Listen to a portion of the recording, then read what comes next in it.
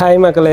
So இன்றைக்கி வந்து பார்த்திங்கன்னா சமயபுரத்தோட 2வது பூச்செடி விழா நடந்துருந்துச்சு. ஆல்ரெடி ஃபஸ்ட்டு வீடியோவில் நான் போட்டிருந்தேன், நீங்கள்லாம் போனீங்களா இல்லையான்னு சொல்லிட்டு கமெண்ட் பண்ணுங்கன்ட்டு. ஸோ நிறைய பேர் வந்து டிஎம் பண்ணியிருந்தீங்க பர்சனலாக. ஸோ நான் 2வது பூக்குமே வந்திருந்தேன். செம்ம சூப்பராகவே இருந்துச்சுன்னு சொல்லவும் மாட்டேன். ஏன்னா டைம் ஆக தான் பூ வரும்னு சொல்லியிருந்தாங்க. அப்படியே ஒரு அன்னதானமாக போட்டிருந்தாங்க. அதை சாப்பிட்டுட்டு அப்படியே 2-3 பூ வந்துக்கிட்டே தான் இருக்குது. மக்கள் எல்லாருமே பார்த்துக்கிட்டே தான் போகிறாங்க.